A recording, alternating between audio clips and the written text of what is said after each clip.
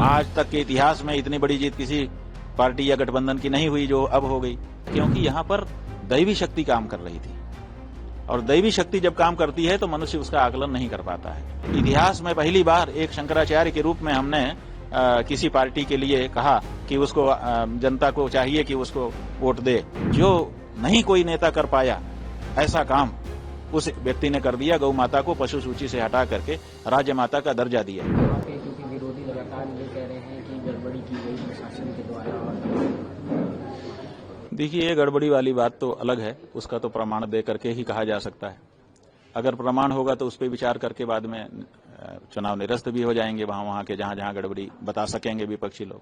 और केवल कहने के लिए तो हर समय जो हारता है वो कहता ही है, ये कोई बात नहीं। मूल बात यह है कि जो चुनावी पंडित हैं, जिन्होंने पूरा जीवन इसी बात को समझने में लगाया हुआ है, वो कुछ दिन तक पहले तक कह रहे थे कि महाराष्ट्र में स्थिति जो सरकार है उसकी खराब होगी। लोकसभा का चुनाव हुआ, उसमें परिणाम भी उसी तरह के आ गए। तो ऐसी परिस्थिति में और भी यही धारणा बन गई।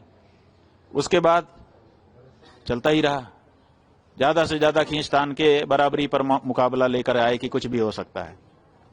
लेकिन जब परिणाम आया तो आप देख रहे हैं, आज तक के इतिहास में इतनी बड़ी जीत किसी पार्टी या गठबंधन की नहीं हुई जो अब हो गई।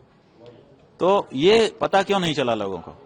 इसलिए नहीं चला क्योंकि यहां पर दैवी शक्ति काम कर रही थी।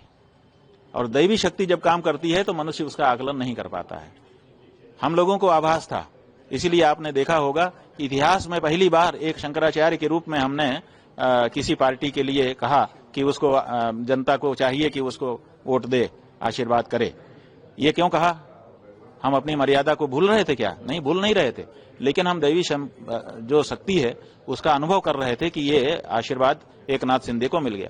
क्योंकि उस व्यक्ति ने धारा से विपरीत जाकर के 78 साल की आजादी के बाद के इतिहास में जो नहीं कोई नेता कर पाया ऐसा काम उस व्यक्ति ने कर दिया। गौ माता को पशु सूची से हटा करके राज्य माता का दर्जा दिया।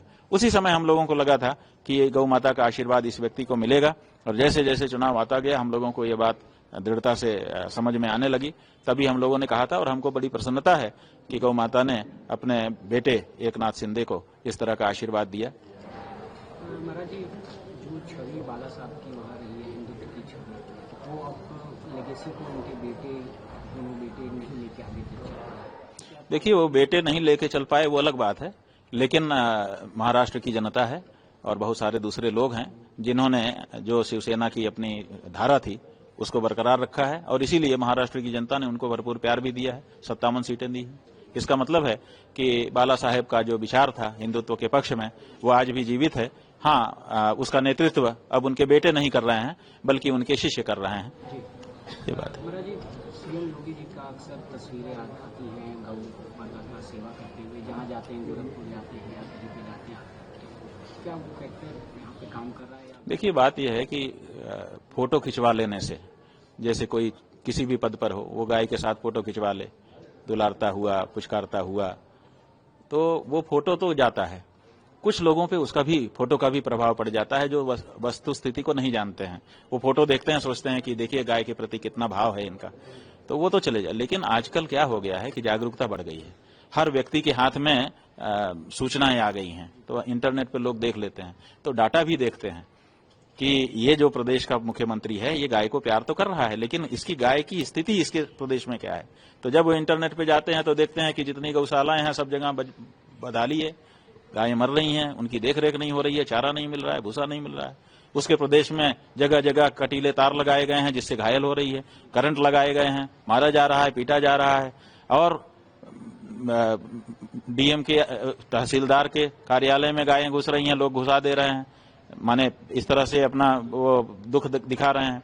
और साथ ही साथ जब और डाटा देखते हैं तो पता चलता है कि यहाँ पर तो 50 बूचड़खाने चल रहे हैं, यहीं से सबसे ज्यादा निर्यात हो रहा है गौमांस का। तो जब ये सब देखते हैं तो उनको पता चल जाता है कि ये आदमी बड़ा मक्कार है, बड़ा झूठा है, फोटो अलग तरह का खिंचवा रहा है और काम अलग तरह का कर रहा है। तो उनके मन में नफरत फैल जाती है। तो इसलिए फोटो कहीं कहीं काम, जहां जानकारी नहीं है वहां काम करता है, सब जगह फोटो काम नहीं करता है। 9 में से 7 सीट, देखिए अगर कोई समान बल वाले लोग होते तो 9 में से 7 कोई अच्छी बात थी कि 9 में से 7 जीत लिया। लेकिन एक चैंपियन आए और वो 9 में से 7 जीते, तो ये अच्छा नहीं है। यहाँ तो 9-0 होना चाहिए था।